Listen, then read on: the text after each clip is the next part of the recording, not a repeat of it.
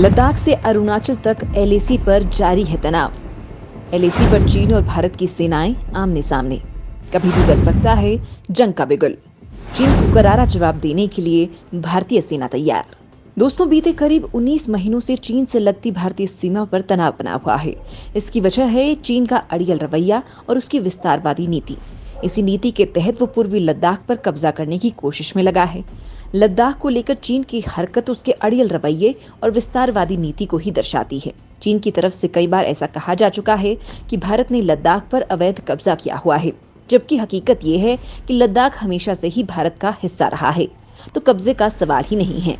1962 और 68 में चीन पूर्वोत्तर पर कब्जे की कोशिश कर चुका है, लेकिन वो इसमें पूरी तरीके से कामयाब नहीं हो सका और अब अपने इसी सपने को पूरा करने के लिए वो जी जान से लगा हुआ है। और इसी वजह से वो भारत को दो मोर्चों पर फंसाए हुए है। एक तरफ वो लद्दाख में घुसपैठ कर माहौल खराब कर रहा है, तो वहीं अरुणाचल के करीब गांव बसा रहा है, तो कश्मीर में अपने भिखारी दोस्त पाकिस्तान के साथ मिलकर आतंक फैला रहा है। दरअसल चीन की साजिश ये है कि वो भारत को ज्यादा से ज्यादा मोर्चों पर फंसा कर रखे और जब समय आए तो किसी एक तरफ से मोर्चा खोलकर भारत को सबक सिखा सके। लेकिन भारत ने भी चीन से टक्कर लेने के लिए अपनी तैयारी पुख्ता रखी है। लद्दाख से लेकर अरुणाचल तक एलएसी पर चीन और भारत की सेनाएं आमने सामने हैं। दरअसल चीन खुद जंग करना नहीं चाहता है, क्योंकि उसे पता है कि अगर वो जंग करेगा तो उसमें सीधा नुकसान उसी का होगा, क्योंकि चीन के जंग शुरू करते ही अमेरिका जैसा देश चीन पर हमलावर हो जाएंगे। चीन का साथ तो कोई देश नहीं देगा, लेकिन भारत का साथ देने वाले देशों की लिस्ट लंबी है। चीन खुद को दुनिया की सबसे बड़ी अर्थव्यवस्था बनाने के सपने देख रहा है, लेकिन अगर जंग हुई तो चीन का ये सपना टूट सकता है। दूसरी तरफ भारत भी कमजोर नहीं है और चीन इस बात को अच्छे से जानता है। दरअसल चीन केवल भारत पर दबाव बनाकर दुनिया का ध्यान इस ओर खींचना चाहता है, लेकिन भारत भी चीन से भिड़ने की पूरी तैयारी कर चुका है। चीन ने जहां एलएसी पर अपने सैनिकों का जमावड़ा लगा रखा है, तो भारत भी इसमें पीछे नहीं है। दोस्तों, आज के इस वीडियो में मैं आप लोगों को भारत और चीन के बीच चल रहे इस तनाव को लेकर भारत की तैयारियों के बारे में बताने वाली हूँ कि आखिर चीन से भिड़ने के लिए भारत क्या कर रहा है। इस बीच वायुसेना प्रमुख ने भी साफ कर दिया है कि अगर जरूरत पड़ी तो और सैनिकों को एलएसी पर तैनात किया जाएगा। दोस्तों, वीडियो को बिना स्किप किए इसे पूरा देखिएगा, तभी आप लोगों को इस तनाव के बीच भारत की तैयारियों के बारे में पता चलेगा। अरुणाचल प्रदेश में 15,000 फीट पर डटी भारतीय सेना।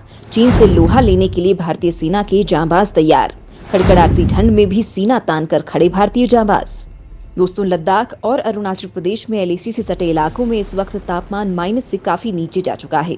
इन इलाकों में हाड़ कंपा देने वाली ठंड पड़ रही है, लेकिन इसके बाद चीनी खतरे को देखते हुए भारतीय सेना के जवान सीना तक हर सरहदों की रक्षा कर रहे हैं। दरअसल भारतीय सैनिक तो इस तरह की ठंड झेलने के आदी हैं, लेकिन सबसे ज्यादा परेशानी चीनी सैनिकों की है, क्योंकि उन्हें इस तरह की ठंड में युद्ध करने का कोई तजुर्बा नहीं है, क्योंकि भारत करगिल जैसी जगहों पर ठंड में जंग लड़ चुका है। इसलिए भारतीय जवानों के लिए इस ठंड को झेलना आम बात है। दरअसल अरुणाचल प्रदेश में भारत और चीन की सीमा के बीच पड़ता है बुमला दर्रा, जो सामरिक नजर में काफी अहम माना जाता है। बुमला दर्रा जमीन से करीब 15,000 फुट की ऊंचाई पर मौजूद है। इस इलाके का सामरिक महत्व होने की वजह से ना तो भारत इस इलाके को लेकर कोई कोताही बरतना चाहता है और ना ही चीन। ये एक ऐसा इलाका है जहां पर भारतीय सेना और चीनी सेना के बीच चंद कदमों का फासला है। हालांकि किसी को भी एक तरफ से दूसरी तरफ जाने की इजाजत नहीं है और न ही सामानों का व्यापार हो सकता है। बुमला दर्रे के उत्तर में सिर्फ 43 किलोमीटर दूर तिब्बत का शन्नान प्रांत का सोनाजोंग गांव है। हालांकि बुमला दर्रा इतनी ऊंचाई पर है कि इस दर्रे पर ध्यान नहीं दिया जाता। चीन ने इस इलाके में भी इस्तेमाल के लिए सड़क बना रखी है। दरअसल चीन इस इलाके में घुसपैठ की कोशिश में है और इसी वजह से चीन ने एलएसी से सटे इलाकों के पास सड़कें बना रखी है, ताकि कम समय में सेना और साजो सामान को आसानी से पहुंचाया जा सके। चीन अपने तरफ के इस इलाके में तेजी से विकास का काम कर रहा है। बुमला दर्रे के पास वाले इलाके को S202 भी कहा जाता है। इसका एक पश्चिमी छोर नमकाचू की ओर जाता है, जहां दोनों देशों के बीच 1962 की पहली लड़ाई हुई थी। इस इलाके में थगला चोटी पर भारतीय के अलावा चीन की भी चौकियां हैं। इस इलाके में चीनी सैनिकों ने कुछ समय पहले ही घुसपैठ की थी। इस साल की शुरुआत में चीनियों ने न्यांगची शहर को मेड़ोक से जोड़ने वाली सांगपू नदी घाटी के माध्यम से एक और प्रमुख सड़क का निर्माण किया है, जो बुमला के पूर्व में अरुणाचल प्रदेश की सीमा का सबसे छोटा रास्ता है।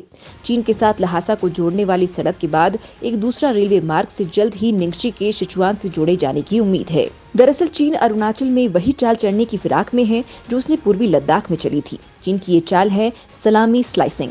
इसे सरल भाषा में ऐसे समझिए कि चीनी सैनिक किसी भी देश की सीमा में 4 कदम अंदर घुस जाते हैं, फिर सैन्य और कूटनीतिक दबाव में 2 कदम पीछे हट जाते हैं और फिर बाकी 2 कदम को चीन अपनी सीमा का हिस्सा मान लेता है और इस तरह चीन कदम दर कदम बढ़ता जाता है। चीन इसी तरह एलएसी पर आगे बढ़ने की कोशिश करता आ रहा है।